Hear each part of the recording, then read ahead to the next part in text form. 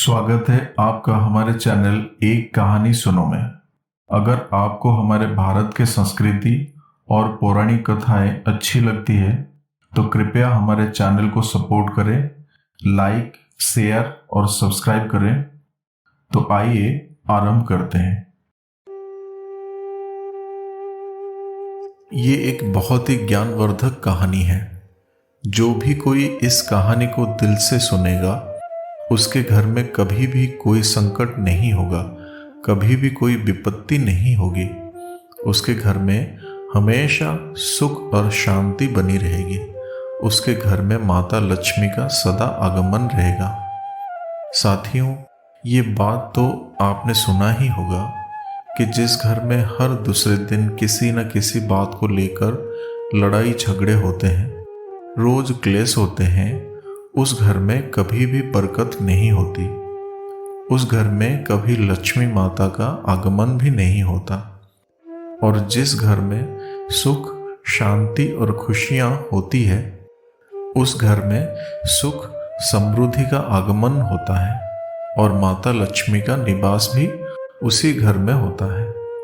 उस घर पर सदा लक्ष्मी माता की कृपा बना रहता है। साथियों, इस कहानी को पूरे मन से और दिल से सुनने के बाद हमें ये पता चल जाएगा कि हमें घर में लड़ाई झगड़ा क्यों नहीं करना चाहिए, और जिसके घर में लड़ाई झगड़े होते हैं वो उन लड़ाई झगड़ों को कैसे रोक सकता है।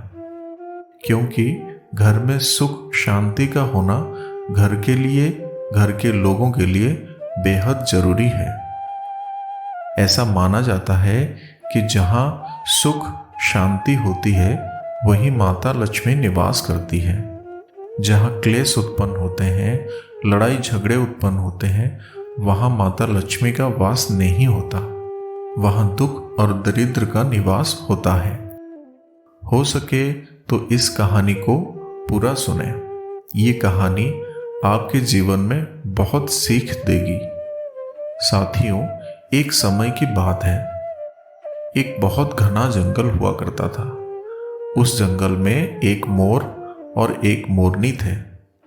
मोर और मोरनी बहुत हंसी खुशी उस जंगल में रहते थे।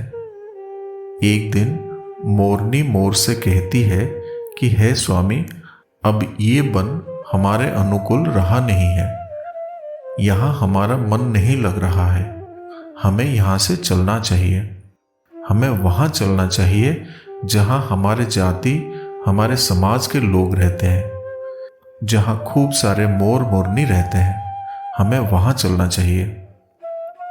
मोरनी की ये बात सुनकर मोर मोरनी से कहता है कि भाग्यवान, अगर हम वहाँ चलेंगे जहाँ खूब सारे मोर और मोरनी हो तो वहाँ रोज लड़ाई झगड़े होंगे। हम दोनों तो यहाँ जंगल में कितना सुकून से रहते हैं, किसी बात का कोई चिंता नहीं है, हर तरफ हरियाली है, सुख शांति है। वहां जाना क्या जरूरी है? लेकिन मोरनी मोर की बात मानने को तैयार नहीं होती। वो जिद करने लगती है कि नहीं, हमें यहाँ से जाना चाहिए। तो मोर भी अपनी पत्नी मोरनी की बात मान जाता है। मोरनी की जिद के सामने मोर हार मान जाता है और वो दोनों उड़कर एक नगर में आ जाते हैं। उस नगर का एक राजा होता है जो पशु पक्षियों की भाषा को अच्छी तरह से समझता और बोलता भी है, क्योंकि उस राजा ने करो शास्त्र में महारथी हासिल की थी। करो शास्त्र का मतलब यही होता है कि पशु पक्षियों की भाषा को अच्छी तरह से समझ पाना और बोल पाना। वो राजा सभी प्रकार पशु पक्षियों की आवाज को समझ पाता था। हर जीव जंतु की आवाज को वो बखूबी समझता था कि वो क्या कह रहे हैं। दोनों मोर और मोरनी इसी नगर में आ जाते हैं। एक दिन की बात है। राजा अपनी रानी से कहता है कि रानी, मुझे बड़ी तेज भूख लगी है, आप मेरे लिए भोजन ला दीजिए। रानी नाना प्रकार के भोजन बनाकर एक हाथ में पानी का लोटा और दूसरे हाथ में खाने की थाली लेकर राजा के पास पहुंचती है। रानी जैसे ही भोजन का थाली राजा के सामने रखती है तो एक चावल का दाना जमीन पर नीचे गिर जाता है। वहीं पर कुछ चींटियां घूम रही थी। तभी एक चींटी चावल के दाने को लेकर वहां से जाने लगती है। राजा बैठा बैठा ये सब घटनाओं को देख रहा होता है। उस चींटी के पास तुरंत ही एक बड़ा चींटा आ जाता है और वो चींटा चींटी से कहता है कि हे प्रिया, ये चावल का दाना मुझे दे दो और तुम वापस जाओ और उस राजा की थाली से दूसरा चावल का दाना लेकर आओ। उनकी बातों को राजा पूरी तरह से सुन रहा था, क्योंकि राजा हर जानवर, पशु और पक्षी की भाषा को समझ सकता था। तो राजा वहीं बैठा रहा। जब चींटा चींटी से ये बात कहा कि जाकर राजा के थाली से दूसरा चावल का दाना ले आओ, तो चींटी ने कहा कि नहीं, मैं नहीं जाऊंगी। अगर ये बात राजा को पता चल जाएगी तो राजा मुझे मार देगा।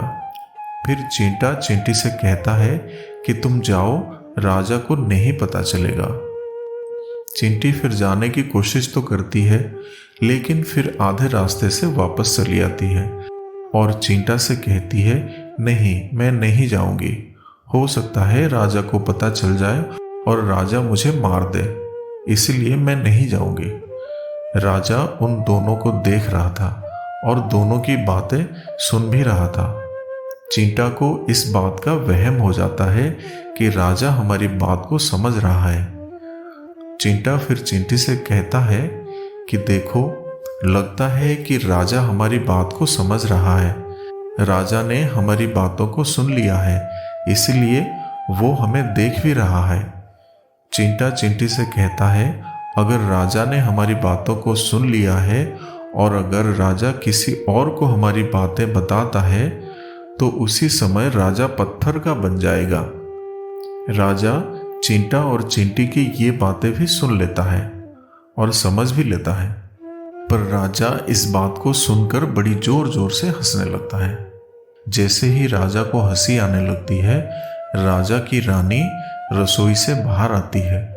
रानी जैसे ही रसोई से बाहर आती है, राजा उसे हंसते हुए दिखाई देता है। रानी राजा को हंसते हुए देखकर सोचने लगती है कि शायद मुझसे कोई गलती हुई है, इसीलिए राजा साहब हंस रहे हैं। रानी राजा के पास आती है और कहती है, हे महाराज, क्या मुझसे कोई पाप हुआ है? क्या मुझसे कोई गलती हुई है कि आप इतनी जोर जोर से हंस रहे हैं? राजा रानी से कहता है, नहीं नहीं, ऐसी कोई बात नहीं है, मुझे बस यूं ही हंसी आ गई। पर रानी जिद करने लगती है और कहती है, आपको मुझे बताना पड़ेगा कि आप क्यों हंस रहे थे। राजा बार बार मना करता है, क्योंकि राजा को पता था कि चींटी ने कहा है, अगर मैं चींटी वाली बात किसी को बताऊंगा तो मैं पत्थर का बन जाऊंगा। इसीलिए राजा रानी को ये बात नहीं बताना चाहता था, लेकिन रानी बार बार जिद करने लगती है और कहती है, आपको मुझे बताना ही पड़ेगा कि आप क्यों हंस रहे थे। अगर आप मुझसे सच्चा प्रेम करते हैं, अगर आप मुझे अपना समझते हैं, तो आपको ये बताना पड़ेगा कि आप क्यों हंस रहे थे। राजा अब धर्म संकट में पड़ जाता है। राजा सोचता है, अगर मैं ये बात रानी को बताऊंगा तो मैं पत्थर का बन जाऊंगा, और फिर सोचता है कि अगर मैं नहीं बताऊंगा तो रानी का मुझ पर विश्वास खत्म हो जाएगा। रानी बहुत जिद करने लगती है। कहते हैं ना कि प्रिया हट और बाल हट बहुत तगड़ी होती है। इन दोनों हट से हमेशा बच करके रहना चाहिए। रानी के प्रिया हट के सामने राजा को झुकना पड़ता है और राजा रानी से कहता है, ठीक है, अगर मैं आपको बताऊंगा तो बाद में आपको पछताना पड़ेगा। रानी कहती है कि अभी तो आप कह रहे थे कि कोई बात नहीं है, अभी आप कह रहे हो कि मुझे पछताना पड़ेगा। रानी कहती है कि जरूर कोई बहुत बड़ी बात है, और रानी और ज़्यादा जिद करने लगती है। तब राजा कहता है कि ठीक है, अगर आप नहीं मान रही हैं तो चलिए, मैं किसी जंगल में आपको ये बात बताऊंगा। राजा और रानी रथ पर बैठ के जंगल की ओर निकल जाते हैं। जैसे वो जंगल में पहुंच जाते हैं तब राजा सारी बात रानी को सुनाने लगता है। जैसे ही राजा थोड़ी थोड़ी बात रानी को सुनाता गया, वैसे वैसे राजा धीरे धीरे पत्थर का बनता गया। जैसे राजा ने आधी बात रानी को सुनाया, वो भी आधा पत्थर का बन गया। राजा फिर रानी से कहता है, हे रानी, मैं धीरे धीरे पत्थर का बनता जा रहा हूँ, तुम बाद में बहुत पछताओगी। रानी कहती है, हे महाराज, थोड़ी सी बात बची है, आप उसे भी सुना दीजिए। राजा पूरी बात बता देता है और राजा पूरा पत्थर का बन जाता है। रानी के जिद के कारण राजा पूरा पत्थर का बन जाता है। अब रानी रोने लगती है और रानी उसी पत्थर को हिलाने की कोशिश करती है, लेकिन भारी भरकम पत्थर कैसे हिलता, क्योंकि राजा बहुत ही भारी था। राजा पत्थर का बन जाता है और उधर रानी सर पटक कर रोती है, छाती पीटती है, बिलाप करती है और किसी जीव जंतु से सहायता के लिए गुहार करती है। इन सब कहानी को मोर और मोरनी बखूबी अपनी आंखों से देख रहे थे। रानी के बिलाप को देखकर मोर मोरनी को दया आ जाती है। मोर मोरनी से कहता है, ये होता है प्रियाहट। अपनी इस प्रियाहट की वजह से हम यहाँ चले आए हैं। हम उस जंगल में कितना खुशी खुशी रहते थे। मोरनी मोर से कहती है कि हे प्रिया, ये रानी बहुत दुखी हो रही है, हमें इसकी सहायता जरूर करनी चाहिए। ये इतना बिलाप कर रही है कि इसकी ज़्यादा तो हम सहायता नहीं कर सकते, लेकिन कम से कम इसको धीरज तो दे ही सकते हैं। यही सोचकर मोर और मोरनी उस रानी के पास जाते हैं और जाकर रानी से कहते हैं कि रानी साहिब, जो हुआ वो तो गलत हुआ, लेकिन आप जरा धीरज रखिए, अपने आप को थोड़ा संभालिए। आपके पीछे पूरा का पूरा राज्य है, राजा तो पत्थर का हो चुका है, अब आपको आपके राज्य का कारोबार ही संभालना है। रानी मोर मोरनी की बात सुनने के बाद कहती है, भाई मोर मोरनी, मैं अपने आप को कैसे संभालूं, क्योंकि अब तो मेरा संसार ही उजड़ गया, क्योंकि मेरा पति परमेश्वर पत्थर का बन चुका है और अब मैं क्या करूं। रानी की ये बात सुनते ही उधर मोरनी के मुख से ये निकल जाता है कि राजा पत्थर का कैसे बन गए। राजा तो इंसान थे, अच्छे भले थे, पत्थर के कैसे बन गए। रानी वही बात बताने लगती है जो राजा ने चींटी वाली बात रानी को बताई थी। रानी वही बात मोर और मोरनी को बताने लगती है और रानी भी धीरे धीरे करके पत्थर की बनती जाती है। और जब रानी पत्थर की हो जाती है और राजा तो पत्थर का हो ही चुका था, जब दोनों पत्थर के हो जाते हैं, उधर मोर मोरनी को चिंता सताने लगती है। उधर मोर और मोरनी बहुत दुखी हो जाते हैं।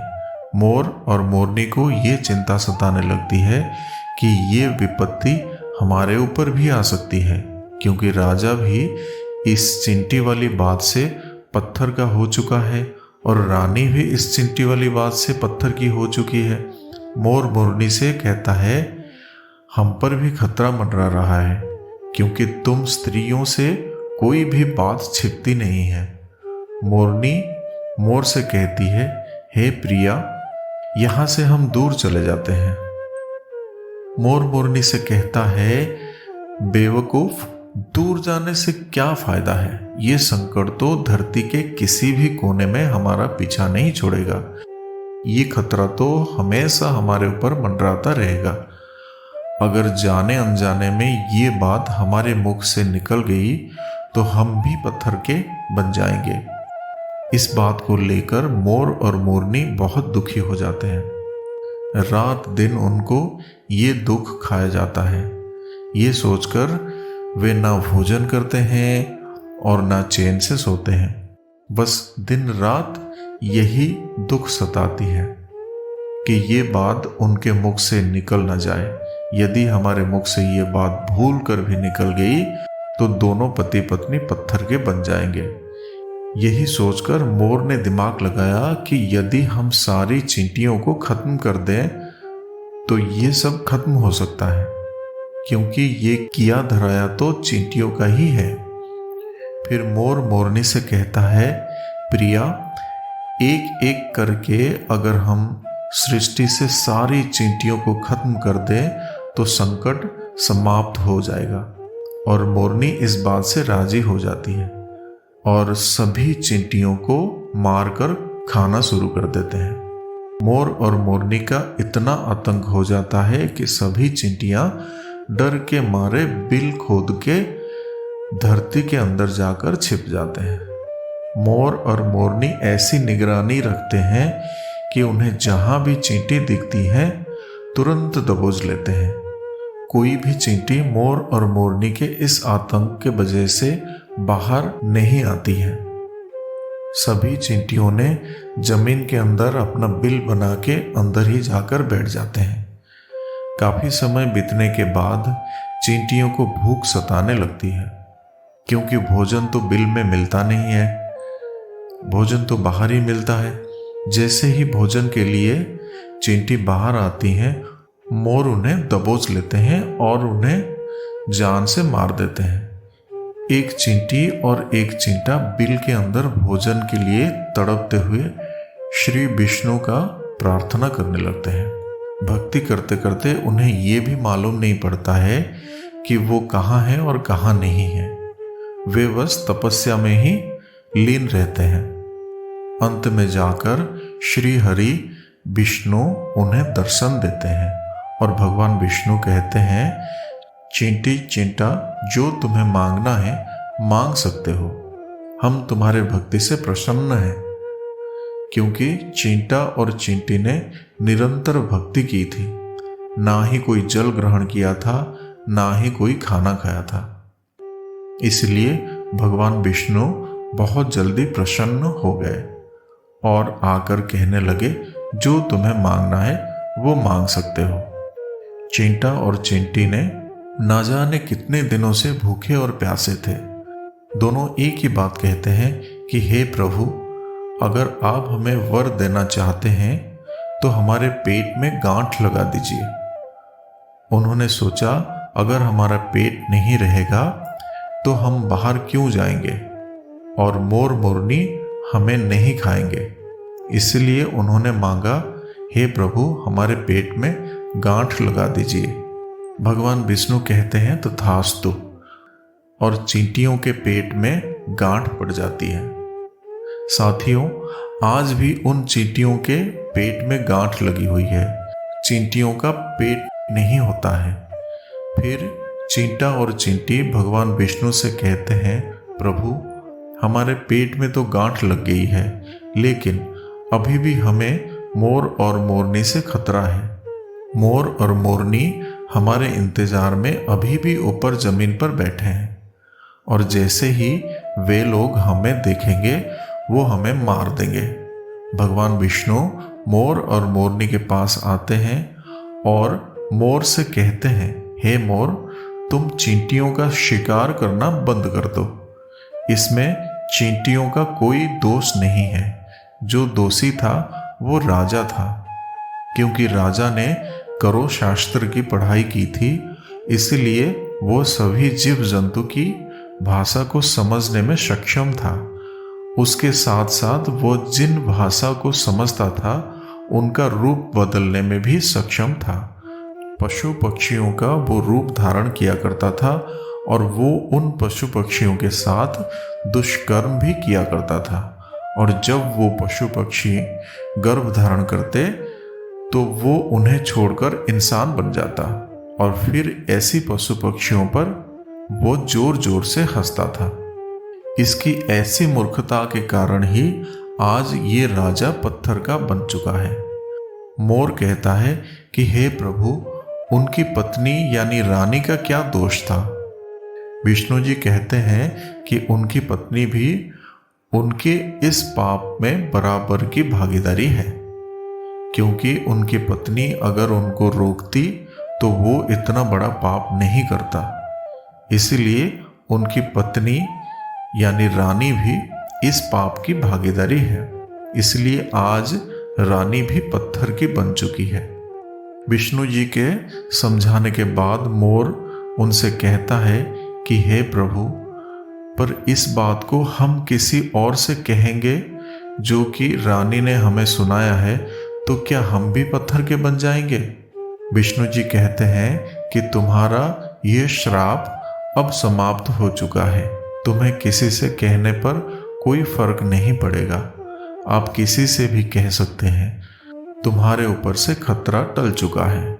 मोर और मोरनी बड़े खुश हो जाते हैं। उनकी खुशी का कोई ठिकाना नहीं रहता। विष्णु जी अंतर्ध्यान हो जाते हैं। साथियों, अगर किसी जानवर को, किसी पशु को खुशी होती है तो वो झूमने लगता है, नाचने लगता है। यही बात मोर के साथ हुआ। मोर को जब ये पता चला कि उनके ऊपर से खतरा टल चुका है तो वो खुशी में नाचने लगा, जोरदार नाचने लगा। उसकी खुशी का कोई ठिकाना नहीं था। वो खुशी के मारे पागल हो रहा था। फिर जैसे ही मोर खुशी के मारे अपने पैरों के नीचे देखा तो पता चला कि उसके पैर फटे और बदसूरत बने हुए थे। मोर अपने पैरों को देखकर रोने लगता है। मोर रोने लगता है कि पहले मेरे पैर इतने सुंदर थे, लेकिन आज इतने फटे और गंदे कैसे हैं? मेरा पूरा बदन सुंदर है, लेकिन मेरे पैर इतने फटे और बदसूरत कैसे हैं? मोर के पैरों के फटने का कारण चींटी खाना था, क्योंकि उसने बहुत सारी चींटियां मार मार कर खा गया था और मोरनी भी उन्हें खा गई थी। इसलिए उनके पैर फट गए थे। आज भी कोई इंसान अगर चींटी खाता है तो उसके शरीर में छोटे छोटे दाने पड़ जाते हैं। यदि आप ज़्यादा मात्रा में चींटी खाओगे तो आपका बदन भी फटने लगेगा। साथियों, आपने देखा होगा सांप केंचुली क्यों छोड़ता है? क्योंकि सांप चींटी खाता है और इसीलिए उसके शरीर फट जाता है और केंचुली अलग हो जाते हैं। इसी तरह मोर के पैर फट गए थे और वे बदसूरत हो गए थे। इसलिए मोर अपने पैरों को देखकर जोर जोर से रोने लगता है। मोरनी मोर को धीरज रखवाती है और कहती है, जो हुआ वो तो हो गया, रोने से क्या होगा। मोर नाचता और जोर जोर से रोता है, इसीलिए उसकी आंखों से आंसू की धारा बहने लगते हैं। मोरनी मोर को धीरज रखवाती है और उसके आंसुओं को नीचे गिरने से रोकती है, लेकिन रोक नहीं पाती। मोरनी के हाथ तो है ही नहीं। फिर वो अपनी चोंच से एक एक आंसू को उठाती है और अपने मुख में रखने की कोशिश करती है, लेकिन कितना अपने मुख में रखती, सीधे मोरनी के पेट में चले जाते। इस तरीके से हर बार मोरनी मोर के आंसुओं को पी जाती है और मोर नाचता ही रहता और खूब जोर जोर से रोता। मोर के आंसुओं को देखकर और मोरनी के प्यार को देखकर भगवान विष्णु फिर से दर्शन देते हैं और मोरनी को आशीर्वाद देते हैं। कहते हैं कि तुम्हारा प्रेम ऐसे ही सदा बने रहे।